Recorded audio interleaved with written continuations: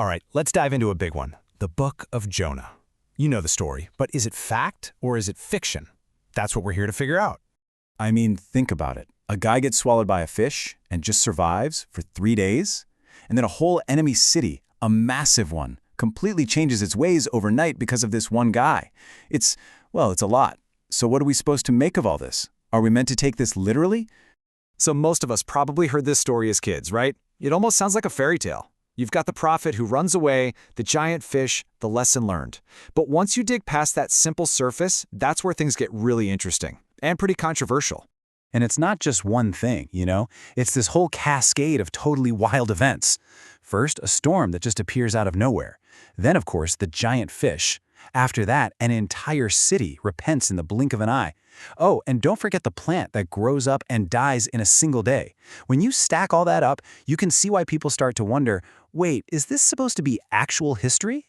So this really brings us to the core of the whole debate. The big question that splits pretty much everyone right down the middle. Are we reading a history book here? Or a parable? A story designed to teach us something bigger?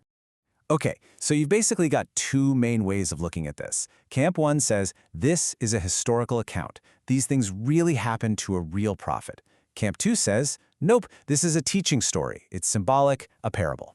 So let's break it down and look at the arguments for both sides.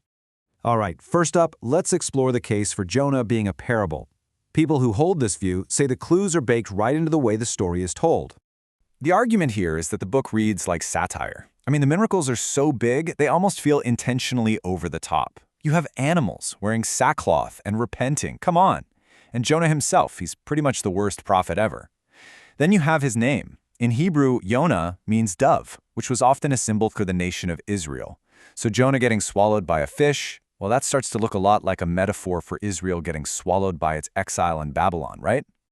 Yeah, this quote absolutely nails it. Jonah is this anti-prophet. He literally runs away from God's command. He sleeps through a life-threatening storm. He gets furious that his enemies are shown mercy. He's more upset about a plant dying than he is about the fate of 120,000 actual human beings. That kind of characterization just screams satire. It doesn't really feel like a historical biography, does it? Okay, but that's just one side of the coin.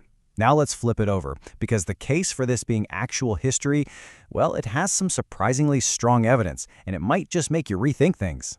And boom, right out of the gate, here's a potential game changer. This isn't from the book of Jonah, this is from 2 Kings, which is one of the Bible's historical books.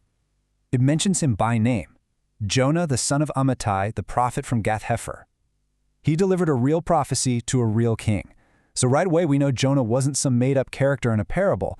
He was a real guy. And it's not just that. Think about where the book is placed in the Bible.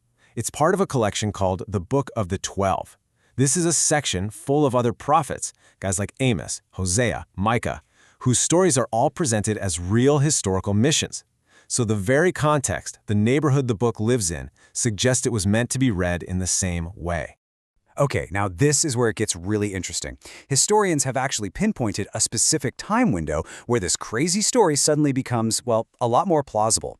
See, right around when the real Jonah would have been alive, the super-powerful Assyrian Empire was actually in a massive decline. Things were chaotic, and then, get this, on June 15th, 763 BC, a total solar eclipse passed right over Assyria. Now, for any ancient culture, the sun going dark in the middle of the day, that was basically the ultimate bad omen from the gods.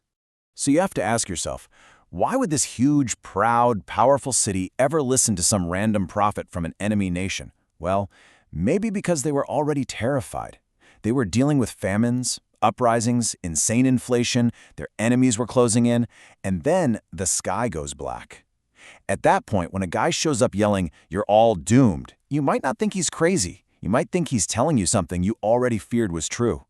And what about that population number? 120,000 people. That sounds like a ton, but archaeologists and historians actually think that's a pretty reasonable number for the entire administrative district of Nineveh, not just the city itself. So that checks out. People also get hung up on the phrase that Nineveh was a 3-day journey across. But a lot of scholars now believe that's just an ancient idiom. It's not meant literally, like you'd need 3 days to walk it.